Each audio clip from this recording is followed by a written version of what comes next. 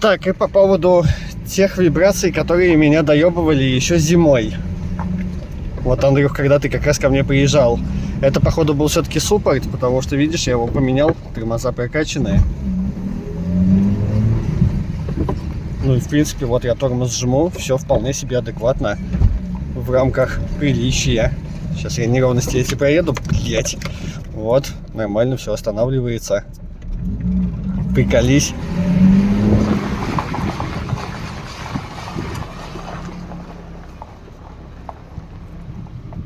Вот. Дело было не в бобине. Реально суппорт.